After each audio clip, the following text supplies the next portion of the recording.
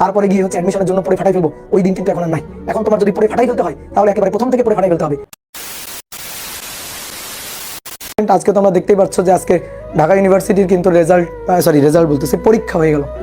তো আজকে ফিজিক্স কোশ্চেনটা তোমরা দেখতে পারবা যে ফিজিক্স কোশ্চেনটা কিন্তু খুব বেসিকের উপর থেকে আসছে। কেউ যদি মনে করো যে আমি কোনো মতে ইন্টার পরীক্ষা দেওয়ার পরে তারপরে গিয়ে হচ্ছে অ্যাডমিশনের জন্য পড়ে ফাটাই ফেলবো, ওই দিন কিন্তু এখন আর নাই। এখন তোমার যদি পড়ে ফাটাই ফেলতে হয় তাহলে একেবারে প্রথম থেকে পড়ে ফাটাই ফেলতে হবে। অর্থাৎ তুমি ইন্টার ফার্স্ট ইয়ার থেকে তোমার সেইভাবে একেবারে মানে মাজায় হচ্ছে গামছা বেঁধে তোমার লেগে পড়তে হবে। বুঝতে পারছো? যদি তুমি ভালো একটা জায়গায় চান্স পাইতে চাও, ঢাকা ইউনিভার্সিটিতে একটা সিট যদি দখল করতে চাও, বুয়েটে একটা সিট যদি দখল করতে চাও, বা ইঞ্জিনিয়ারিং যে কোনো ইউনিভার্সিটিতে তুমি যদি একটা সিট দখল করতে চাও, তাহলে কিন্তু তোমার খুব ভালো করে পড়াশোনা করতে হবে।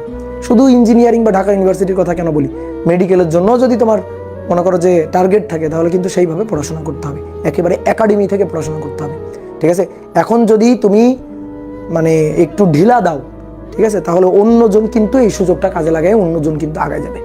অ্যাডমিশনের ব্যাপারটা হচ্ছে, অ্যাডমিশনের পড়াশোনার ব্যাপারটা হচ্ছে কে আর একজনকে পিছনে ফেলে সামনে আগায় যেতে পারে। অ্যাডমিশনের পড়ার ব্যাপারটা হচ্ছে ইন্টার পরীক্ষাতে, বোর্ড পরীক্ষাতে তুমি এ প্লাস পাও, তোমার পাশের সলিমুদ্দিন কলিমুদ্দিন সেও এ প্লাস পাক, কোনো কিছু আসে যায় না।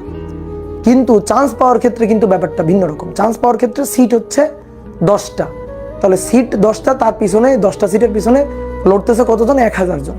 তাহলে 1000 জনের মধ্যে 10 জন চান্স পাচ্ছে, তাহলে বাকি 990 জন কিন্তু পিছনে পড়ে যাচ্ছে। তাহলে ওই 990 জনকে তোমার কিন্তু ধাক্কা দিয়ে ফেলে দিতে হবে। কথা বুঝতে পারছো? তাহলে এই হচ্ছে ব্যাপার।